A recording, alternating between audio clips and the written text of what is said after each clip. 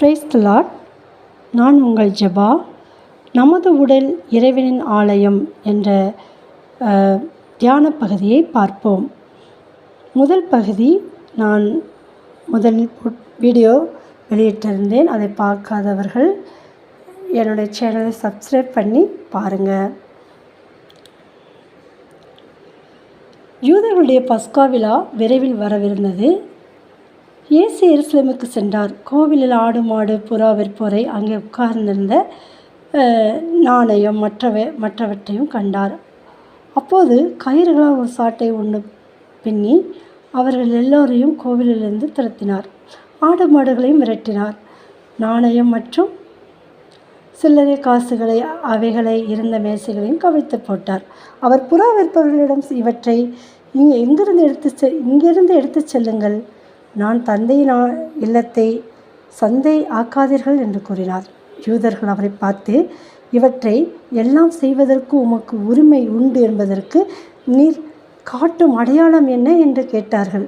அதற்கு இயேசு மறுமொழியாக, இக்கோவிலை இடித்து விடுங்கள், நான் 3ஆம் நாளிலே கட்டிடுவேன் என்றார். அப்பொழுது யூதர்கள், இந்த கோவிலை கட்ட 46 ஆண்டுகள் ஆயிற்றே, நீர் இதை 3 நாட்களில் எழுப்பி விடுவீரோ என்று கேட்டார்கள். ஆனால் அவர்கள் உடலாகிய கோவிலை பற்றியே பேசினார் என்பது அவர்களுக்கு புரியவில்லை.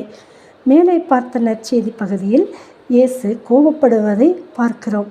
அமைதியாகவும் கனிவையும் தனது வாழ்நாள் முழுவதும் வெளிப்படுத்திய இயேசு கோபப்படுகிறாரே, அது நியாயமோ என்று கேள்வி நம்மில் பலருக்கு தோன்றலாம்.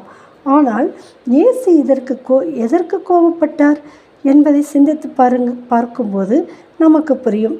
இயேசு ஆலயத்தை தன் தந்தையின் இல்லமாக பார்த்தார். எனவேதான் அதனை வியாபார கூடமாக பார்த்த யூதர்கள் மீது கோபம் கொண்டார்.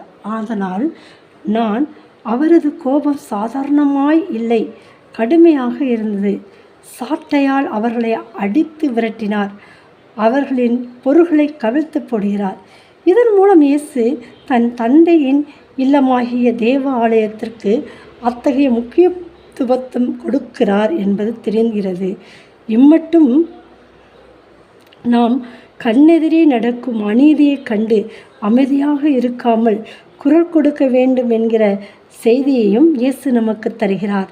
இயேசுவின் சாட்டையடி யூதர்களுக்கு மட்டுமல்ல, மக்களின் நம்பிக்கையை பயன்படுத்தி ஆலயங்களை வியாபார கூடமாய் மாற்றும் ஒவ்வொருவருக்குமே பொருந்தும்.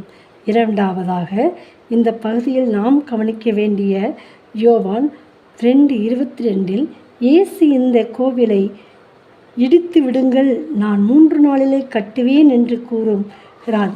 இதனால் அவர் கோவிலாகிய கட்டிடத்தை குறிப்பிடவில்லை, மாறாக தம் உடலாகிய கோவிலை பற்றியே குறிப்பிடுகிறார்.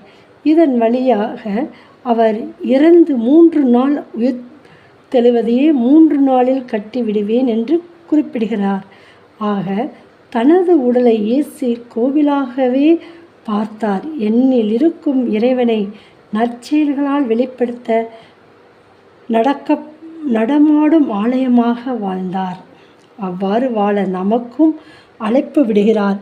இதனையே திருத்தூதர் பவுல் கொரிந்திய மக்களுக்கு எழுதிய கடிதத்தில், நீங்கள் கடவுளுடைய கோவில் என்றும் கடவுளின் ஆவி யார் உங்களுக்குள் குடியிருக்கிறார் என்றும் உங்களுக்கு தெரியாதா?